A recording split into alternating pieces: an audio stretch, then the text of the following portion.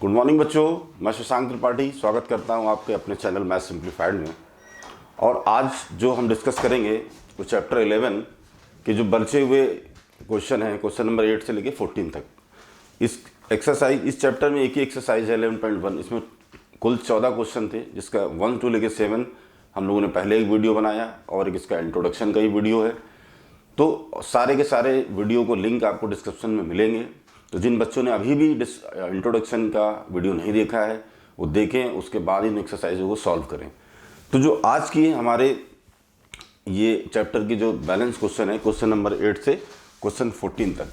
तो चलिए हम शुरू करते हैं अपनी एक्सरसाइज को। Question number 8, a horse is tied to a peg one corner of the square shaped grass field of a side 15 metre by means of a 5 metre long rope. तो आपको देखिए छोटा सा एक फिगर बनाते हैं। ये आपका एक स्क्वायर है, यहां पर एक 5 मीटर की रस्सी है, ठीक है, और ये घोड़ा बंधा हुआ है यहां पर एक 5 मीटर की लंबी रस्सी के साथ। तो कहता है कि a horse is tied to a peg one corner. Square shape आपका एक ग्रास फील्ड है, ये मान लीजिए आप स्क्वायर शेप फील्ड है आपका। इस पे एक घोड़ा बंधा हुआ है 5 मीटर लंबी रस्सी से। तो वो पूछता है कि the area of that part of the field in which the horse can graze. कि घोड़ा जो है वो घोड़ा मान लीजिए बंधा हुआ है यहाँ पर, मान लीजिए आपका ये सेंटर है यहीं पे, और ये जो रस्सी की लंबाई कितनी है, ये है हमारी 5 मीटर, ठीक है। अभी कहता है कि हॉर्स इज टाइड टू ए पे corner shaped field of the side. Square है, सभी साइड इसकी 15 सेंटीमीटर की है, जो भी है सभी 15 की है, और ये रस्सी जो है आपकी जो रोप है ये 5 मीटर लॉन्ग है। अब ये पूछ रहा है कि घोड़ा कितना पोर्शन इस रस्सी के सहारे चढ़ सकता है, मतलब ग्रेज कर सकता है, कितनी घास खा सकता है अगर वो बंधे बंधे खाए फील्ड में। तो अब देखिए घोड़ा जब खाएगा तो घूम के इस तरह से आएगा, इस तरह से पूरा खाएगा। तो ये क्या बन गया, एक तरह से आपका सेक्टर बन गया। क्या बन गया, सेक्टर बन गया। दूसरा क्वेश्चन उसने पूछा था, increase in the grazing area of the rope पर। अगर रस्सी की लंबाई को 5 से बढ़ा के 10 मीटर कर दिया जाए तो घोड़ा कितना हिस्से को खा पाएगा।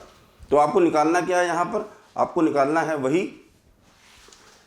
Area of the sector. देखिए एक सेक्टर बन गया, ये इसकी रेडियस हो गई। अब ये स्क्वायर है, स्क्वायर शेप है, तो इसके सभी एंगल कितने के होंगे, 90 डिग्री के होंगे। इसमें तो कोई भी आपको डाउट नहीं होना चाहिए। तो अब हमें निकालना क्या है, पहला आंसर हमारा क्या होगा, ये देखिए first part, the area of the part की हॉर्स कितना एरिया, मतलब जो horse can graze the area, कितना एरिया वो, अगर वो 5 मीटर की लंबी रस्सी से बंधा हुआ है तो कितना एरिया वो, कितने एरिया में वो घास खा सकता है। चर, ग्रेज माने चरना, जैसे घोड़े गाय चरती हैं वो, तो कितने घास को खा सकता है। तो अब आप देखिए ये एक सेक्टर बन गया, ये आपके पास रेडियस है, ये आपको एंगल मिल गया। तो फिर आपके लिए आसान है। आपका फार्मूला क्या है एरिया का, आपको पता है कि theta upon 360 degree into pi r square. यही सिंपल सा फार्मूला आपके इस चैप्टर में है। जो 4-5 फार्मूले हैं वही फार्मूले यहाँ पर यूज होने और उन्हीं का सहारा लेके आपको ये सॉल्व कर देना है। तो यहाँ पर इसने दिए रखा है कि पाई की वैल्यू को आप 3.1 यूज करेंगे। तो थीटा कितना हो गया, थीटा हमारा हो जाएगा 90 डिग्री। ये हमने पहले ही डिस्कस किया, क्योंकि स्क्वायर है इसके सभी एंगल 90 डिग्री के होंगे। रेडियस आपको पता ही है, तो आपके सामने कोई भी समस्या नहीं, आप इजीली इसको निकाल सकते हो, क्योंकि केवल फार्मूले में आपको वैल्यू रखना है और इसको सॉल्व करना है। तो आप यहाँ फार्मूले में रखेंगे थीटा की जगह 90 डिग्री इंटू डिवाइड बाई 360। पाई की वैल्यू जहां पर आपको दी हो, जिस क्वेश्चन में पाई की वैल्यू यूज करने के लिए जैसे दे आप वैसे इसको इस्तेमाल करेंगे। पाई की वैल्यू 3.14, रेडियस कितनी है 5, यानी 5 इंटू 5, क्योंकि ये आर का स्क्वायर है। अब हम इसको आगे सॉल्व कर सकते हैं। ये कट जाएगा, 9 4 जा 36, ये हो जाएगा आपका 1/4 इंटू 3.14 इंटू 5 5 जा 25। तो अब अगर आप इसको सिंपल आपको सॉल्व करना है तो ये हो जाएगा हमारा, इसको अगर हम सॉल्व करेंगे तो 78.5/4 सेंटीमीटर स्क्वायर, ये इसका आंसर होगा। ये आपको यहाँ पर निकालना है। ये हो गया। अब वो क्या कह रहा है, दूसरा क्वेश्चन, ये पहला क्वेश्चन था, अगर घोड़ा 5 मीटर की रस्सी के साथ बंधा हुआ है तो वो कितनी घास, कितने एरिया को ग्रेस कर सकता है, इतने को, 78.54। ये इसको सॉल्व करने की आगे जरूरत नहीं है, जैसा कि आपके एनसीईआरटी बुक में दिया हुआ है, आपको इसी यहीं पर आंसर लिख के छोड़ देना है, इसको फर्दर सॉल्व करने की जरूरत आपको नहीं है।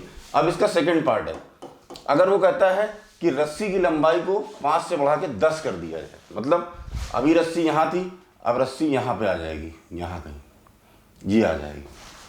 अब इसको बढ़ाएंगे तो ये मान लीजिए कि ये एरिया हमारा जो था ये 5 था, तो ये भी 5 है, यानी 10 हो गया टोटल बढ़ के आपका जो एरिया है।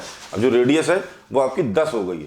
तो आप कहते हैं कि अगर रस्सी की लंबाई को बढ़ा दिया जाए तो वो कितना एरिया चढ़ सकता है, फिर से कितना ग्रेस कर सकता है अगर इसकी रेडियस रस्सी की लंबाई को बढ़ दी जाए। तो अब क्या होगा, आपको ये एरिया का निकालना है, ये जो पर्टिकुलर एरिया इसका निकालना है। तो आप area of a big sector और उसमें से माइनस कर देंगे area of A small sector. मतलब देखिए आपको ये एरिया का, इसका एरिया निकालना है, ध्यान रखना ये चीज। तो इसके लिए क्या होगा, ये पूरा एरिया क्या है, यहां से अगर देखा जाएगा, इसको नामिनेशन दे दें, ये पी है, ये क्यू है, ओ, तो पी क्यू, और इसको अगर हम दें, ये मान लीजिए आर है और एस है, इसको थोड़ी देर के लिए देते हैं। तो अगर इस पी क्यू ओ वाले से आर एस ओ वाला एरिया निकाल दे तो इतना बच जाएगा, यानी कि एरिया ऑफ जो बिग एरिया आपका ये इस पे, और ये area minus area of small sector जो आपने अभी भी निकाला है। तो बात वहीं पे आ जाएगी। आपको क्वेश्चन क्या है, थीटा अपॉन 360 इंटू पाई की वैल्यू 3.14, आर की जगह 5 की जगह हम 10 का इस्तेमाल करेंगे। अब तो ये हो जाएगा 10 इंटू 10 माइनस, ये आपने निकाल ही रखा है, इसको डायरेक्ट यहाँ से आप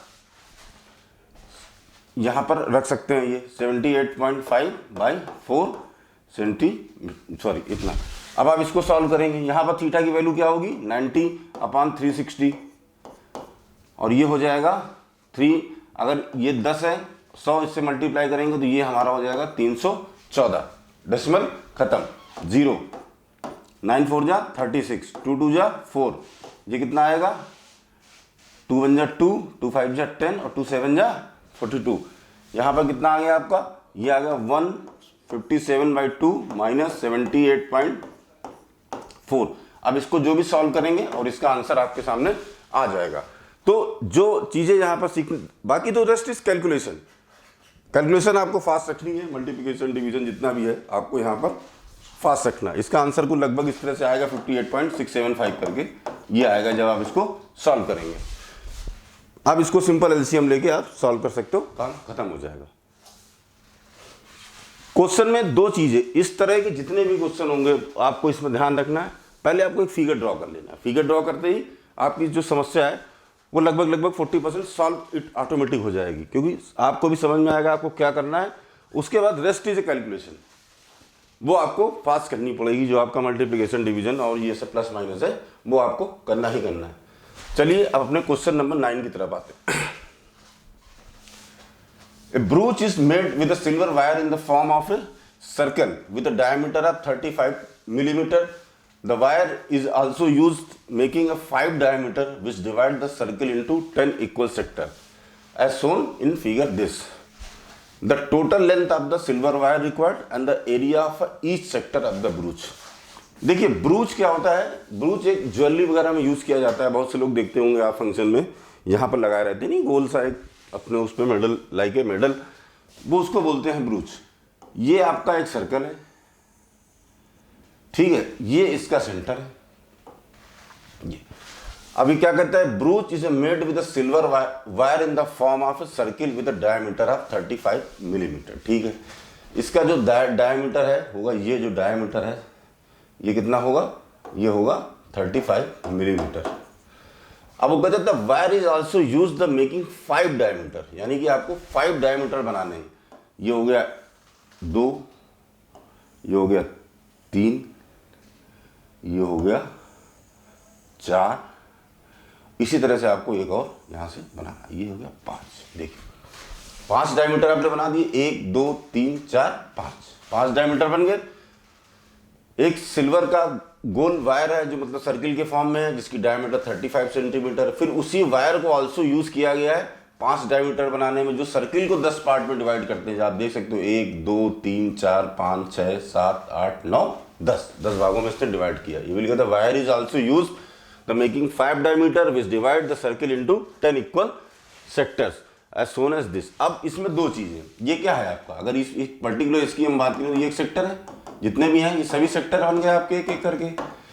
आपको इसी एक सेक्टर का एरिया निकालना है। Find the area of each sector of the ब्रूच and the total length. कितनी वायर लगी, वायर का मतलब एक तो ये सर्कल बना, ये वायर है, और जो डायमीटर खींची गई 35 mm की वो भी लगी, तो टोटल वायर कितना लगा, पहला क्वेश्चन है। सोचिए कितना लगा, ये क्या बोलता है, द टोटल लेंथ, यानी कि ये कितना, ये क्या है, सरकमफेरेंस है। सरकमफेरेंस का फार्मूला क्या होता है, सरकमफेरेंस का formula 2πr length of the wire क्या होगी, 2πr प्लस ये तो हो गई सरकमफेरेंस, जो ये सर्कल बनने में तार वायर लगा आपका। लेकिन दूसरा 5 डायमीटर भी बने, कितने, 5d, 5 डायमीटर भी तो लगे। टोटल तार, क्वेश्चन को ठीक से समझो, टोटल जो वायर यूज होगी, एक तो ये जो बाहरी एरिया आप देख रहे हो वो है, जो अंदर के 5 डायमीटर बनाए गए उनमें, तो 2πr ये तो बाहर के लिए सरकमफेरेंस है, और जो 5d हमने बनाए वो है 5 डायमीटर खींचे वो है। तो यहां पर वो क्या बोलता है, ब्रूच is made with silver, diameter इसने कितना दे रखा है 35, यानी रेडियस कितनी हो जाएगी आपकी, डायमीटर की आधी, 35 डिवाइड बाई 2 ये रेडियस हो जाएगी। तो सबसे पहले हम यहां से इसको थोड़ा छोटा कर देते हैं, लेंथ ऑफ द, क्योंकि इसमें 2 क्वेश्चन हमको सॉल्व करने हैं, ठीक है। Length of the wire 2πr plus 5d। 2πr, पाई की वैल्यू देखिए, हमने बार उसमें पिछली वीडियो में डिस्कस किया, अगर पाई की वैल्यू आपको स्पेसिफिकली दी है कि 3.14 यूज करनी है, अदरवाइज हमको 22/7 22/7 ही यूज करना है। तो 2 पाई की वैल्यू 22/7 इंटू आर क्या है आपका 35/2 प्लस 5d यानी कि 35g। डी का मतलब डायमीटर, डायमीटर हमको यहां गिवन है 35 मिलीमीटर। अब इसको सॉल्व करते हैं हम, ये 2 और ये 2 कैंसिल, 7 5 जा ये 35, ये भी कैंसिल। अब आपके सामने क्या बचता है, 22 इंटू 5 प्लस ये 5 5 जा 25, 2 5 3 जा 15 2 17 175, ये कितना होगा 25 2 जा 110 175, ये कितनी आ गया 285। अब ध्यान रखना यहां पर जो भी यूनिट आपको आंसर में दिया हुआ, कभी कभी क्या होते हैं ना कि मोस्टली यूनिट आपको सेंटीमीटर मीटर होते हैं, तो बच्चे झोंक में लिख देते हैं 285 सेंटीमीटर, काम खत्म हो गया आपका, वहीं पे सारी मेहनत आपकी बेकार हो गई। इसलिए यूनिट लिखते समय, और यूनिट लिखना भी बहुत जरूरी है, आप सोचो केवल आप 285 लिख दोगे तब भी गलत है, यूनिट आपको मेंशन करना है वहां पे। तो यूनिट कितना होगा, मिलीमीटर, ये हो गया आपका पहला। अब दूसरा बोल रहा है वो कि the area of each sector of the ब्रूच। Area का फार्मूला हमको सभी को पता है, रट चुके हैं हम लोग इस बार इसको, πr², यही है, एक सेक्टर का निकालना है हमको, तो यही फार्मूला हमको यूज करना है, इसके अलावा तो कोई दूसरा फार्मूला है नहीं उसका वहां पे। लेकिन हम इसके लिए हमें क्या चाहिए, थीटा चाहिए, लेकिन थीटा तो हमें कहीं दिया नहीं हुआ है, तो क्या करेंगे हम, सबसे पहले थीटा निकालेंगे। कैसे निकालेंगे, ये देखिए, ये एक सर्कल है, सर्कल है, अगर हम पूरा एंगल बनाए तो कितना बनेगा 360 डिग्री, इसमें तो कोई भी संदेह नहीं है किसी को। अब इस सर्कल कितने भागों में बटा हुआ है, 1 2 3 4 5 6 7 8 9 10, यानी कि अगर हम इसको 10 से डिवाइड करें, क्योंकि इक्वल में बटा हुआ लिखा हुआ है उसमें, तो 10 इक्वल सेक्टर्स, यानी कि जो इसका थीटा होगा वो कितना होगा, इसको हम डिवाइड करेंगे तो कितना आ जाएगा 36 डिग्री आ गया। थीटा की वैल्यू हमारे पास कितनी आ गई 30। तो सबसे पहले यहां पर हम निकालेंगे कि एंगल ऑफ द ब्रूच, ये भी है एंगल ऑफ द सेक्टर, आप निकालोगे तो यहां पर आप लिखोगे कि angle of the sector is ये 360 divide by 10 is equal to 36 degree. ये आप निकालोगे। उसके बाद फिर तो वैल्यू रखना है, सॉल्व करना है, कुछ नहीं करना है। थीटा की वैल्यू आपको मिल गई, बाकी तो आपको सारी चीज़ें पता ही है। थीटा की वैल्यू कितनी आ गई आपकी 36 डिवाइडेड बाई 360 इंटू पाई की वैल्यू कुछ नहीं है तो 22/7 और इसकी 35/2 एंड 35/2। अब आप इसको सॉल्व करेंगे। ये 36 10 जा हो गया, 7 5 जा, 5 2 जा, 2 11 जा हो गया। अब क्या बचा आपके सामने, नीचे में ये 4 बचा है और इधर ये 11 बचा है और ये 35 बचा है। तो 11 इंटू 35 डिवाइड बाई 4, और तो कुछ बच नहीं रहा है, यहाँ पे कुछ भी नहीं बच रहा, यही बच रहा। इन दोनों को आप मल्टीप्लाई करोगे, 11 5 जा 55, 5 11 3 जा 33 और 5 38, ये आपका मिलीमीटर स्क्वायर। ध्यान रखना ये आपका आंसर है, बाकी तो कैलकुलेशन है। ये आपका आंसर आ गया। तो दो चीजें यहां पर आपको देखने को मिली। पहली कि लेंथ ऑफ वायर में हमने 5D जोड़ा क्योंकि 5 वो जोड़ा है। दूसरा यहां पर एंगल नहीं दिया हुआ था, हमने एंगल फाइंड किया। एंगल फाइंड करते ही हमको एरिया आसानी से मिल गया। तो हमारे एक सेक्टर का एरिया कितना निकला, 385 डिवाइड बाई 4 मिलीमीटर स्क्वायर। ठीक है। तो जो लर्निंग हम इस क्वेश्चन से लेंगे, पहली लर्निंग कि अगर आप इस तरह के क्वेश्चन में एरिया पूछें, आपको एंगल निकालना हो, तो आप इस तरह के मेथड का यूज करेंगे। ये दूसरा, यहां से निकालेंगे अगर टोटल कितना वायर यूज हुआ है इस तरह से, तो आप इस तरह के फार्मूले का इस्तेमाल करेंगे। अब चलिए अपने चलते हैं क्वेश्चन नंबर 10 की तरफ। N umbrella has 8 ribs. Umbrella हम सभी ने देखा, छाता लगाते हैं हम बारिश में, सभी उसमें तार होते हैं ऐसे से जुड़े हुए पूरे उसमें, जिससे वो कसा रहता है और वो ऐसा छाता बना रहता है। एन अम्ब्रेला हैज 8 रिब्स, उसी को यहाँ पर 8 रिब्स कहा जा रहा है। An umbrella has 8 ribs which are equally spaced, assuming umbrella to be flat circle of a radius 45 centimeter, find the area between the two consecutive ribs of the umbrella। अब देखिए यहाँ पर अगर उन्होंने बोला कि उसको फ्लैट सर्कल की तरह ले लेते हैं। अगर हम इसको एक फ्लैट सर्कल ले लेते हैं अम्ब्रेला को, तो ये मान लीजिए इसका सेंटर होगा। अब इसमें बोला गया है कि अम्ब्रेला हैज 8 रिब्स। तो 8 रिब्स का मतलब क्या है कि आपको वहाँ पर 8 रिब्स बनाने ही बनाने पड़ेंगे। तो ये मान लीजिए ये आपका हो गया,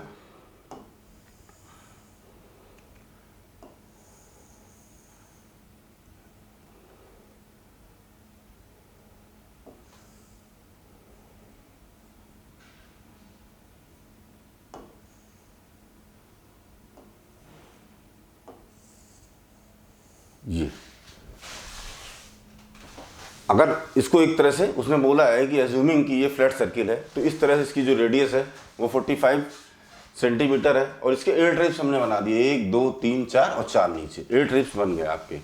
अब देखिए इसमें आपको क्या दिख रहा है इसमें। अब आप इसमें उसने बोला है कि 2 कंसेक्यूटिव, यानी कि एक ये सेक्टर हो गया और एक ये सेक्टर, कि find the area between the 2 consecutive ribs of the umbrella. कितना एरिया होगा दो इनके बीच में, तो आपको क्या निकालना है, वही आपको सेक्टर बन गया तो फार्मूला वही लगेगा आपका, कोई नया बात नहीं है। लेकिन यहां पर भी वही समस्या आ रही है आपके सामने कि आपको एंगल नहीं पता है, तो आप एंगल कैसे निकालोगे, वही बात आ गई। यहां पर देखिए ना, अगर आप इसको, फिर वही बात, कितना होता है ये 360 डिग्री, ये कितने पार्ट में है, 8 पार्ट में।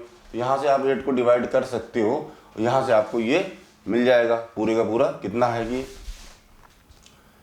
8 4 जा 32 और 8 5 जा 40, यानी कि आपको जो एंगल है, angle between 2 ribs is total 360 degree. Total कितने रिब्स है, 8 डिवाइड करेंगे कितना आएगा, 45 डिग्री। ये आपको एंगल मिल गया। अब आपको निकालना है कि द एरिया बिटवीन 2 रिब्स,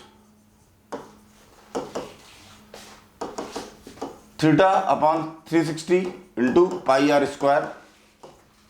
ये थीटा आपको दिया हुआ है कितना है, 45 सेंटीमीटर, सॉरी 45 डिग्री, और 360 डिग्री इंटू पाई, पाई की कोई वैल्यू नहीं दी है तो हमें यहाँ पर 22/7 ही रखना है। और आर कितना दिया हुआ है आपको 45 इंटू 45, ये आपको दिया हुआ है। अब आपको केवल सॉल्व करना है, तो यहाँ से सॉल्व कर सकते हैं आप। 15 3 जा 45, 15 2 जा 30 और 15 ये 4 जा 60 आ गया। उसके बाद ये दोबारा भी कट सकता है, 3 8 जा यहाँ से कट जाएगा, 3 8 जा 24 पूरे का पूरा कट जाएगा। फिर 2 4 जा 2 11 जा। अब आपके सामने क्या क्या बचा, 11 ऊपर से सब कट गया, 11 बचा, इधर 45 इधर 45, नीचे कितना बचता है 7 और 4, तो ये 7 और 4। अब इसको मल्टीप्लिकेशन हम लोग करेंगे, तो मल्टीप्लाई करने के लिए आपको कोई ऐसा जादू की छड़ी तो है नहीं कि आपको मल्टीप्लाई करना है, मल्टीप्लाई आपको करना ही पड़ेगा। तो इसका आंसर आएगा 2275 डिवाइड बाई 28, जो भी यूनिट आपको दिया हुआ है यहाँ पर सेंटीमीटर स्क्वायर। ये आपका आंसर हो जाएगा क्वेश्चन नंबर 10 का। अगेन ये सारे क्वेश्चन इंपॉर्टेंट है, आ सकते हैं एग्जाम में इस चैप्टर से, ध्यान रखिएगा। इसमें बस वही चीज़ है कि एंगल आपको फाइंड करना है, एंगल फाइंड करते ही आप रेस्ट इज कैलकुलेशन। मैथ में वैसे भी हम लोग एक साइड रफ यूज़ करते हैं कैलकुलेशन करने के लिए, तो 45 का टेबल बहुत कम बच्चों को याद होता होगा, बहुत ही रेयर होंगे जिनको याद होता होगा, नहीं तो आपको वो प्रैक्टिस करनी पड़ेगी। या तो देखिए मल्टीप्लिकेशन करने के और भी आसान तरीके होते हैं, लेकिन वो है कि आप बोर्ड के एग्जाम में कर पाते हैं कि नहीं कर पाते हैं, इसके ऊपर है। कोई भी संख्या हो उसको नियरेस्ट जीरो के आप पास ले जाइए और मल्टीप्लाई करिए, और रेस्ट इसको माइनस करके आप निकाल सकते हो। ये भी एक शॉर्ट तरीका है, बट ये इसका आंसर है। चलते हैं नेक्स्ट क्वेश्चन पे। A car has 2 wipers which do not overlap. Each wiper has a blade of length 25 centimeter sweeping through an angle of 115 degree. Find the total area of a cleaned at each sweep of the blades. Car हम सभी ने देखी है, बैठते हैं उसमें, चलाते हैं। कार की जो विंड्स वो होती है, उस पर वाइपर लगे होते हैं, बारिश में उसका या शीशे को साफ करने के लिए उसका इस्तेमाल करते हैं। तो यहाँ पर ये उसी तरह का क्वेश्चन है कि मान लीजिए ये आपका एक विंड स्पीड है आपकी, यहाँ पर जहाँ पर ये स्क्रीन है यहाँ पर लगा हुआ है, और यहाँ पर अगर आप मान के चलें कि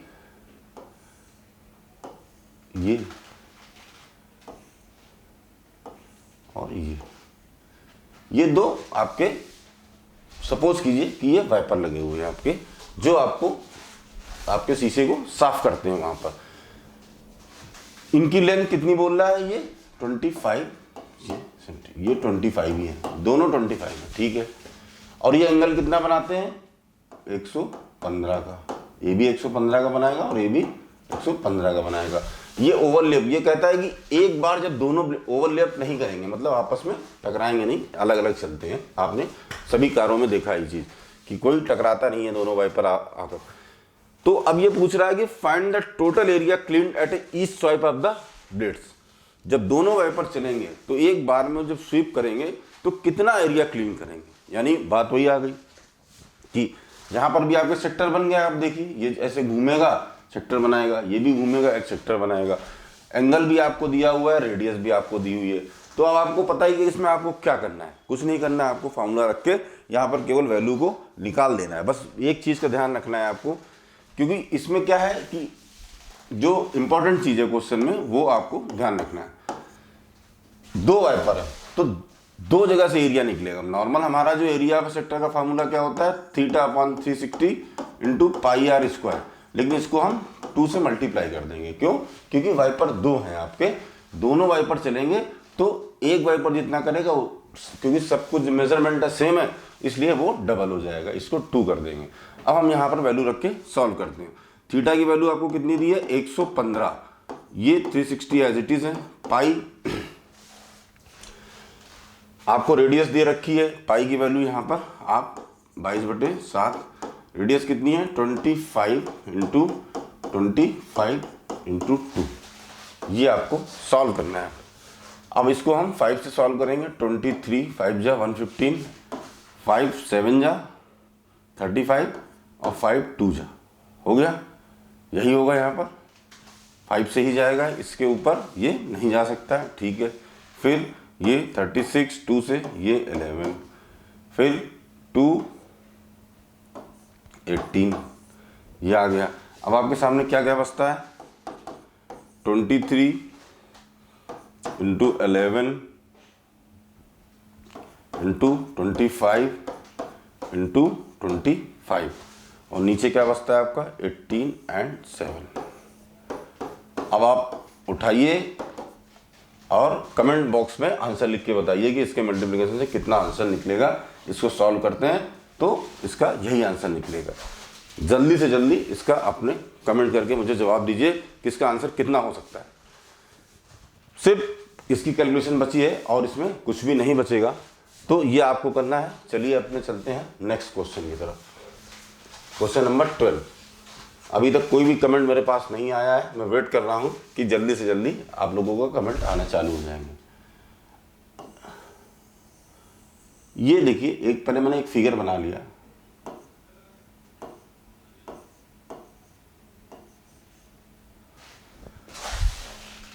अब देखिए ये क्या कह रहा है, to warn ship for underwater rocks. जब पानी में जहाज चलते हैं, समुद्र के अंदर भी रॉक्स होती हैं, उन पर ना टकराएं, इसके लिए एक हम लोग लाइट हाउस बनाते हैं जो लाइट फेंकती हैं, उनको मैसेज देती हैं कि आप इधर से मुड़ जाओ नहीं तो जहाज टकरा सकता है।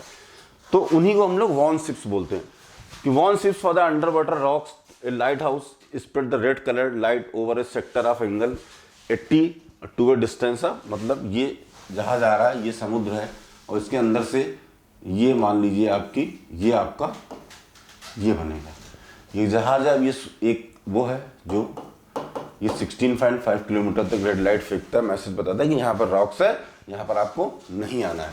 और ये एंगल जो बनाता है कितना बनाता है 80 डिग्री। देखिए क्वेश्चन को किस तरह से फिगर में डालना है, ये चीजें भी आपके लिए, जैसे आप ये करोगे ऐसे हो सकता है आपको थोड़ी सी इसमें दिक्कत हो, लेकिन जैसे ये बन गया, आपके सर्किल में एक सेक्टर बन गया, आपको रेडियस पता है, एंगल पता है, दैट्स ऑल, काम आपका फिनिश हो गया वहीं पे। तो फिर आपको क्या करना है, सिर्फ और सिर्फ उसको सॉल्व करना रह जाता है। तो ये चीजें जरूरी है। यहाँ पर लिखा हुआ है कि पाई की वैल्यू इतनी यूज करना है, तो आपको उतनी ही यूज यहाँ पर करनी पड़ेगी। तो यहाँ पर आपको निकालना है कि find the area of sea over with the ships are bond. यहाँ पर इतने एरिया को निकालना है, कितना एरिया है सेक्टर का। तो फार्मूला तो हमारा वही रहेगा, θ/360 इंटू पाई आर स्क्वायर। बाकी वैल्यू सेम है, वैल्यू आपको सारी दे रखी है, उन वैल्यू में आपको केवल क्या करना है, उनको रख के उनको वहां पर सॉल्व करना है। थीटा यहाँ पर आपको दे रखा है 80 डिग्री, 80/360 इंटू पाई की वैल्यू आपको ये यूज करनी है, उसने यहाँ पर इंस्ट्रक्शन आपको दे रखा है। ये आर स्क्वायर है इसलिए 2 बार आ गई। अब इसको यहाँ से सॉल्व करते हैं। 4 2 जा 8 और 4 9 जा 36, ठीक है। इसके अलावा ये और तो किसी से कटने वाला है नहीं, तो ये 2 into 3.14 into 16.5 into 16.5,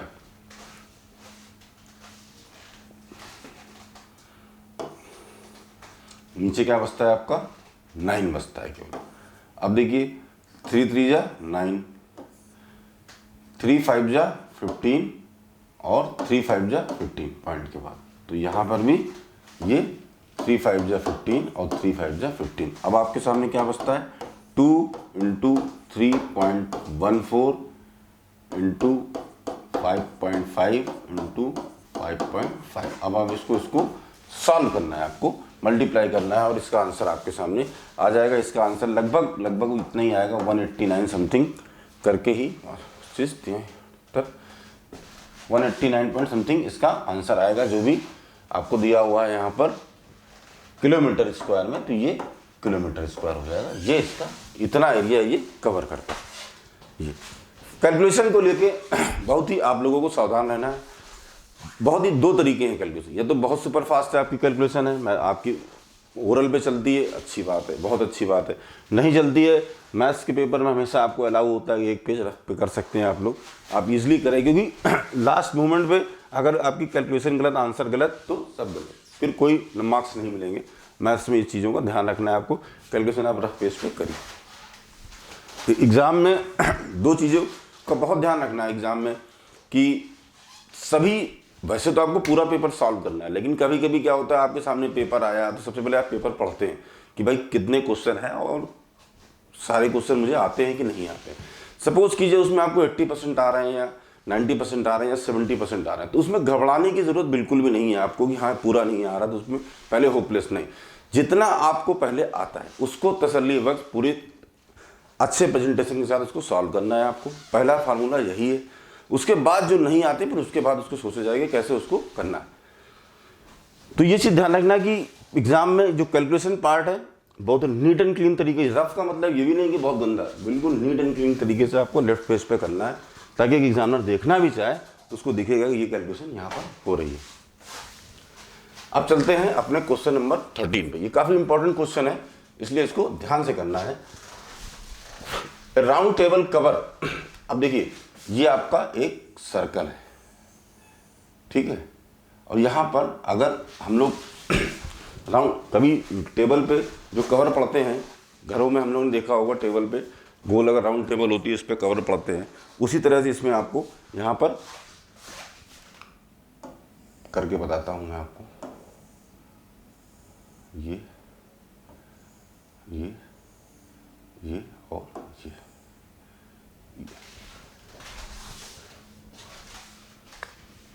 A round table cover has a 6 equal design as shown in the figure. Figure आपके बुक्स में रेफर करते हैं।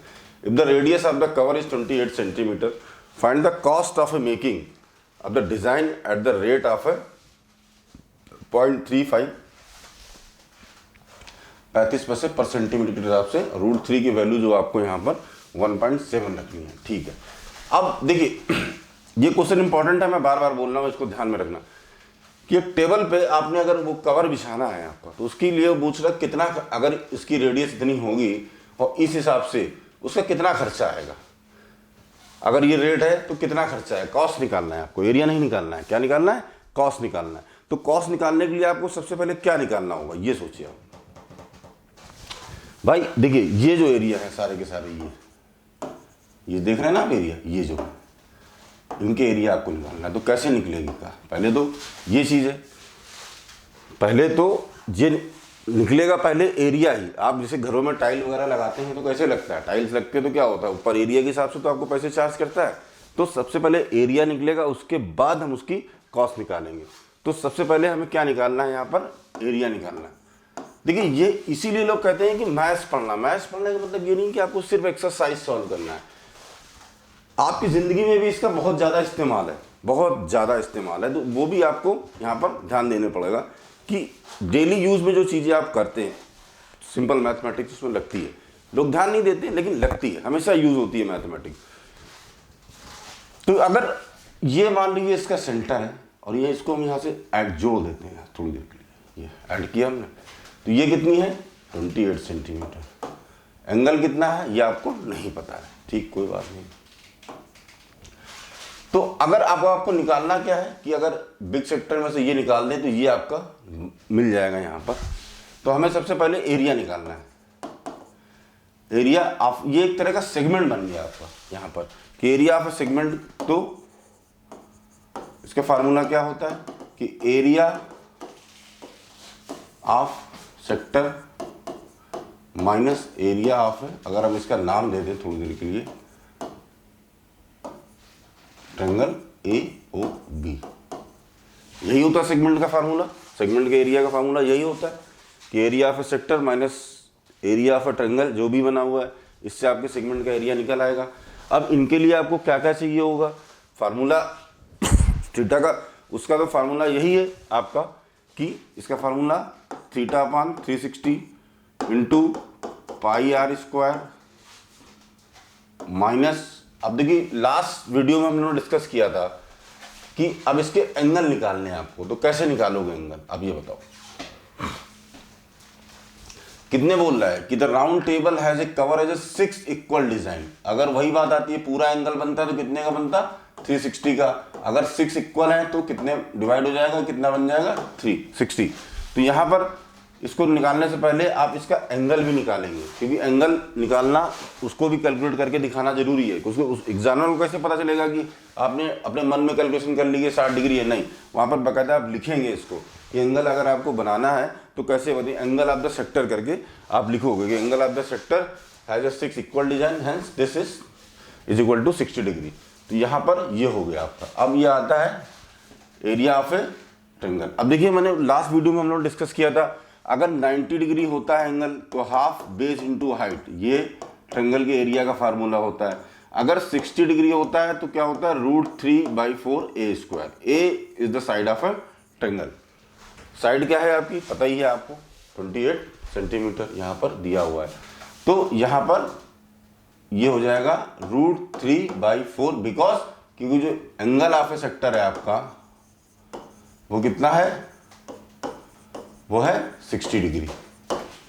एंगल आपका 60 डिग्री है, तो यहाँ पर ये 28 × 28 ये हो जाएगा। तो पहला पोर्शन यहाँ पे हुआ। अब थीटा की वैल्यू आपको पता ही है 60/360। पाई की वैल्यू इसने बोला नहीं है यहाँ पर, तो 22/7। रेडियस कितनी है 28 × 28 माइनस √3 की वैल्यू उसने बोला है यूज करना है 1.74 × 28 × 20। ठीक है, ये हो गया। अब हमें इसको केवल सॉल्व करना है।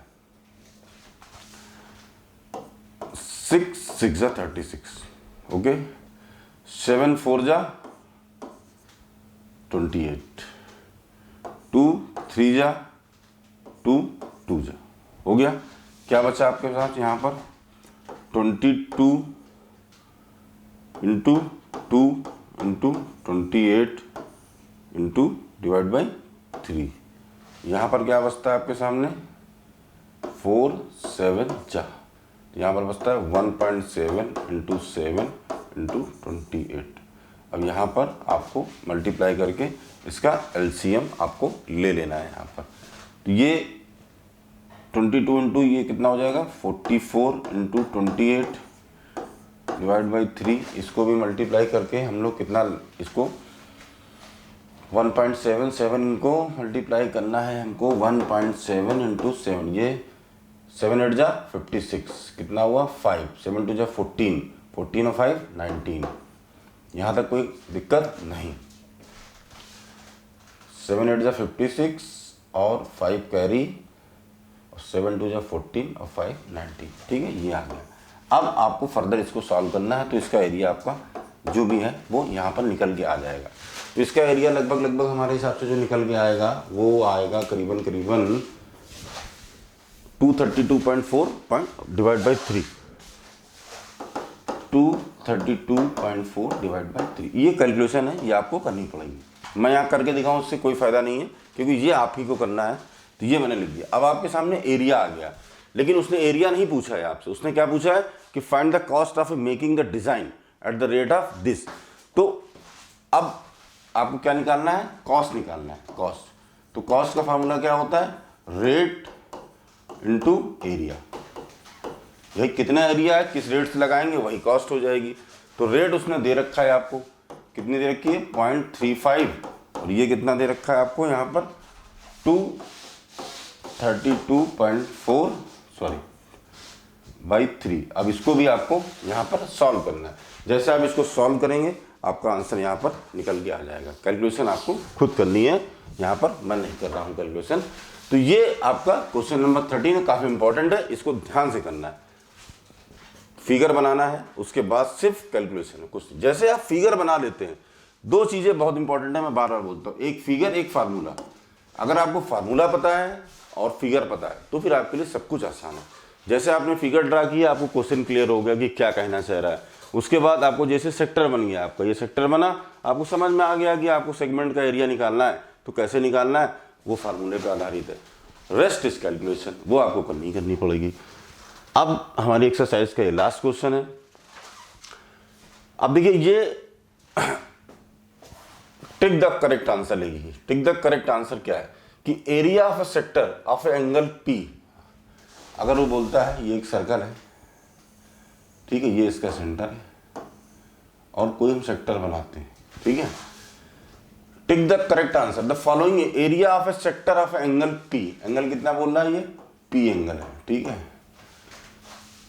अब the circle with radius r, क्या है, आर, ठीक। अब आपको क्या निकालना है, एरिया ऑफ ए सेक्टर, बताइए। अभी कह रहा है कि दो, एक तो ये है, फार्मूला आपको पता ही है, फार्मूला पता है ना आपको, ये theta upon 360 into pi r square. अब आपको थीटा की जगह यहाँ पर पी लिखना है, 360 पाई, आर की जगह कैपिटल आर, ये। अब आप देखिए 4 ऑप्शन है आपके सामने, 2 इधर हैं, 2 इधर हैं और 2 इधर हैं। आपका सोल्यूशन क्या होगा, ये होगा, इसमें कोई डाउट नहीं है, यही होना है, P upon 360 into pi r square. अब ये कुछ मिलता है, ये तो 180 है, इसको तो देखना ही नहीं है हमको, इसका मतलब सोचना ही नहीं है इसके बारे में, तो हम आगे चलते हैं। अब ये क्या बोलता है, क्या था सोल्यूशन हमारा, P upon 360 into pi r square. अब देखिए P अपॉन 360 2 पाई आर, ये भी नहीं है क्योंकि हमारा तो आंसर ये है, तो ये भी कट गया। अब अगर 2 वो कट गए तो यही बचता है फिर तो, लेकिन यहाँ पर भी समस्या है आपके सामने, 720 लिखा हुआ है, आपके सामने तो 360 है, क्या करेंगे सोचिए। देखिए यहाँ जाके तो आप कट कर नहीं सकते हो, अगर आप इसको कट करोगे तो आएगा यही 360 इंटू पाई आर स्क्वायर, देखिए। लेकिन आप आंसर के उसमें जाकर तो नहीं कर सकते हो, आपको इन्हीं चारों में से कोई आंसर मिलाना है, तो आप क्या करें सोचिए आप इसमें। देखिए किसी भी मैथमेटिकल उस इक्वेशन में अगर हम 2 से डिवाइड या 2 से सेम नंबर से डिवाइड और सेम नंबर से मल्टीप्लाई कर दें तो उसके रिजल्ट पे कोई इफेक्ट नहीं आता है। देखिए हमने वही किया, यहाँ पर हमने क्या किया, 2 से डिवाइड और 2 से मल्टीप्लाई। जैसे हमने इसको 2 से डिवाइड किया, मल्टीप्लाई दोनों किया, ये कितना हो जाएगा, 360 टू जा 720, यानी कि P upon 720 into 2 pi r square. अब देखिए आपका ये मैच कर गया, ये यानी कि ऑप्शन 4 आपका करेक्ट आंसर है। तो कभी कभी जो मल्टीपल चॉइस के क्वेश्चन होते हैं उसमें वही चीज है कि आपको भी पता है उसको भी पता है, लेकिन थोड़ा सा वहां पर आपको अपना दिमाग का इस्तेमाल करना पड़ेगा कि चारों विकल्प में कोई, अब 4 ही विकल्प है, इसके अलावा तो कुछ हो नहीं सकता, तो फिर आपको यहाँ पर थोड़ी सी अपनी दिमाग का इस्तेमाल करना पड़ेगा। ये चीजें आपको एक्स्ट्रा, मतलब क्वेश्चन के इक्विवेलेंट, आंसर के इक्विवेलेंट लाने के लिए आपको, आपके सामने आंसर है लेकिन आपको पता नहीं कैसे करना है, तो ये मैंने बताया आपको कि इस तरह से कर सकते हैं।